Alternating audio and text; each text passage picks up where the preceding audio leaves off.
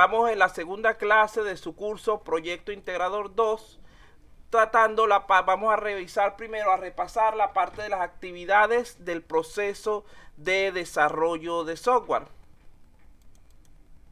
Ustedes, como lo vimos la vez pasada, deben recordarse que son 5 actividades fundamentales presentes en cualquier proceso de desarrollo de software.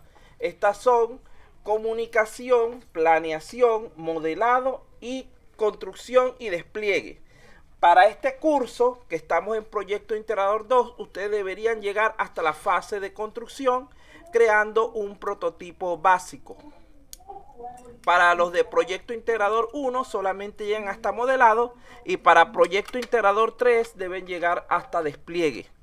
Vean que a cada uno les trato de colocar un poco más de dificultad de acuerdo al grado en que se encuentran ustedes, al ciclo al que pertenecen. Al desarrollar cualquier proyecto de software es importante escoger el mapa o modelo más adecuado, que defina el camino a seguir y que establezca las actividades a ser ejecutadas para el cumplimiento de los objetivos en el tiempo previsto. Recordemos que ese es un recurso fundamental que no podemos descuidar. La ingeniería de software ofrece muchos modelos en cuanto a lo que es procesos que pueden ser utilizados, pero todos se fundamentan en 5 actividades básicas, que son las que tienen en pantalla: comunicación, planeación, modelado, construcción y despliegue.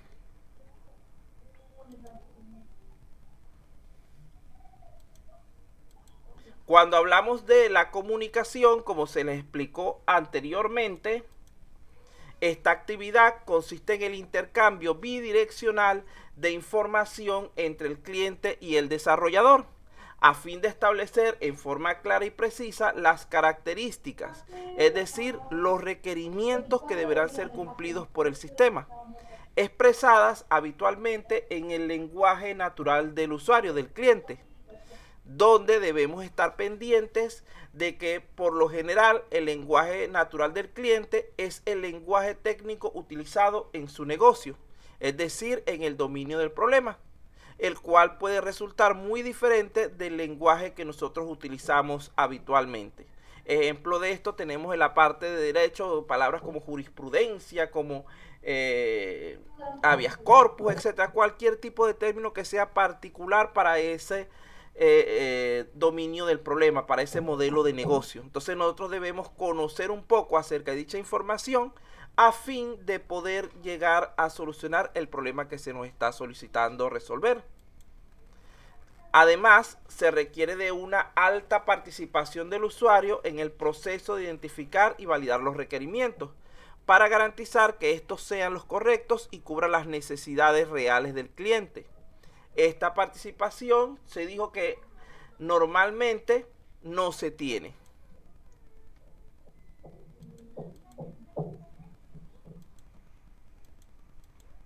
Como pueden ver aquí, la pirámide que está en la parte izquierda representa el proceso de desarrollo de software.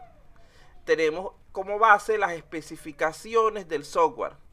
Es decir, si nosotros no levantamos correctamente dichas especificaciones, es muy poco probable que logremos construir un software de calidad. En la pirámide invertida que está del lado derecho, tenemos los elementos que requerimos para poder solucionar este tipo de problemas. En primer lugar, requerimos el conocimiento de la necesidad, es decir, el dominio del problema. ¿Y quién tiene ese conocimiento de la necesidad del problema? Pues no es otro que el usuario o cliente. Por otra parte, requerimos también el dominio de la solución. ¿Quién posee las habilidades y conocimientos técnicos para resolver este tipo de problemas de desarrollo de software? Se supone que nosotros, como programadores, como desarrolladores, como ingenieros de sistemas. Entonces, para el éxito de un desarrollo de software es esencial una comprensión total de los requerimientos, ya que no importa lo bien diseñado o codificado que esté un programa, si no se analiza correctamente, terminará defraudando al usuario y frustrará a lo que es el desarrollador. Continuando con nuestro repaso de la clase pasada, la segunda actividad es la de planeación. En esta actividad, los requerimientos obtenidos de la etapa anterior en lenguaje natural del cliente son transformados a especificaciones en lenguaje técnico de ingeniería de sistemas, para poder así luego ser utilizados adecuadamente en el modelado y construcción del software esperado. Luego de allí, nuestra tercera fase es nuestra tercera actividad es la de modelado. Aquí, como ustedes han visto hasta el momento, lo que hacemos en cada una de estas actividades es ir cambiando de lenguaje la información que nos están brindando.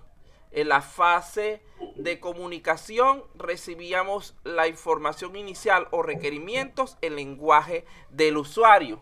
Luego, en la fase de planeación, convertíamos esos requerimientos en especificaciones llevándolos al lenguaje técnico.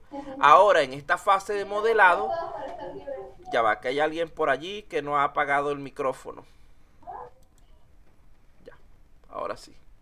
Ahora, en esta fase de modelado, lo que hacemos es transformar las especificaciones que tenemos en lenguaje técnico que generamos en la etapa anterior en diagramas, es decir, las llevamos a un lenguaje de tipo gráfico, como por ejemplo lo que son los diagramas UML relacionados muy a menudo con lo que es el modelo RUC.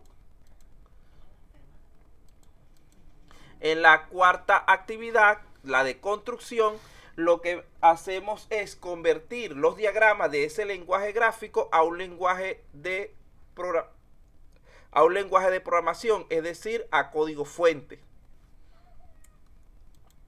Es en esta etapa donde se inician generalmente las pruebas del sistema de parte del cliente. Una vez que ya tenemos un prototipo funcional para poder así ir verificando que todo esté funcionando de acuerdo a las necesidades de nuestro usuario. Finalmente, en cuanto a las actividades, la quinta actividad es la de despliegue. Llevamos ese código fuente de un entorno de pruebas a un entorno de uso. Es decir, lo ponemos en marcha en el mismo lugar donde se piensa que se va a aprovechar por parte del cliente para verificar el cumplimiento de los propósitos para los que fue construido. Entonces, resumiendo esas 5 actividades, podemos decir que en la comunicación el cliente establece los requerimientos. En la planeación, el desarrollador genera las especificaciones. En el modelado, el equipo de desarrollo genera los diversos diagramas. En la construcción, el programador genera los prototipos. Y en despliegue, instalamos el sistema en el entorno real.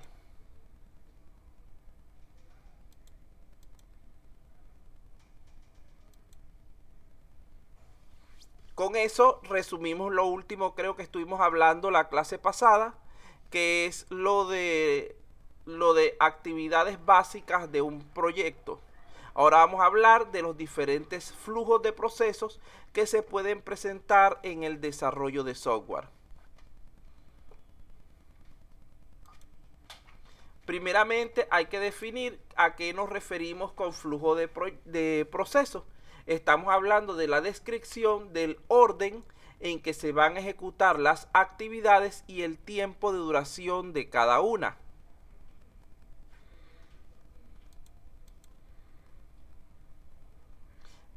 Existen diversos tipos de procesos. Tenemos los procesos lineales o de cascada, que son aquellos que se realizan en estricto orden secuencial. Es decir, las 5 actividades que estamos nombrando van sucediéndose de manera consecutiva sin volver hacia atrás. Realizamos nuestra comunicación. Una vez que terminamos este procedimiento de comunicación, nos vamos a la parte de planeación sin la posibilidad de volver atrás. Si hubo alguna falla, realmente lo que hay que hacer es echar abajo todo el proyecto y volver a empezar. Esto se utiliza normalmente en proyectos donde conocemos muy bien lo que queremos hacer, donde son entornos conocidos, entornos que dominamos. Cuando estamos ante situaciones más dinámicas, más adaptables, como es la mayoría de los casos, no es recomendable un flujo de procesos 100% lineal. El segundo modelo de flujo es el iterativo. Es un flujo donde se repite la actividad una y otra vez mientras sea necesario, antes de poder avanzar a la siguiente.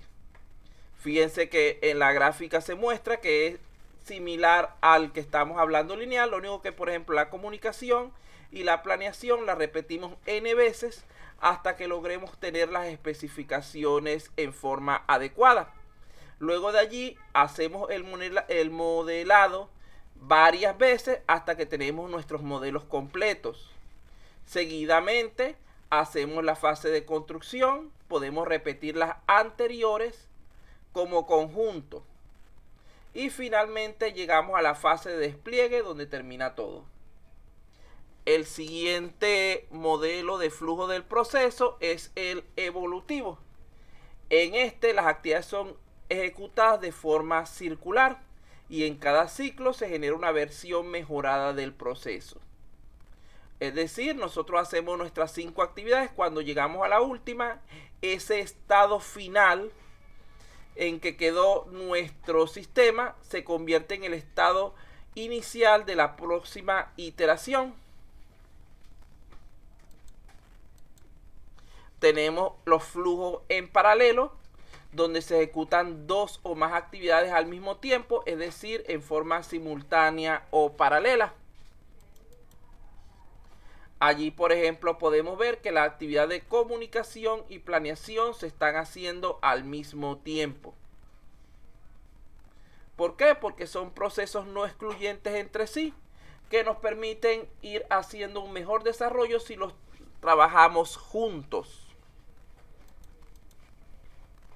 Finalmente, tenemos el modelo mixto, que no es más que la combinación de 2 o más de los modelos básicos anteriores,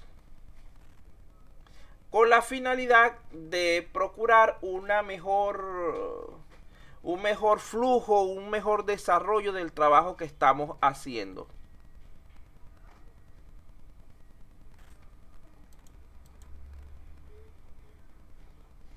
De todas formas, muchachos, deben estar conscientes que la elección del modelo de flujo más adecuado al proceso a realizar dependerá del tipo de proyecto que queramos desarrollar. Debemos procurar siempre que sea el más adecuado con los requerimientos y características establecidos al principio. No debemos limitarnos nunca a la forma común de hacer las cosas, sino tratar de ir un poco más allá para alcanzar la excelencia en todo lo que hagamos.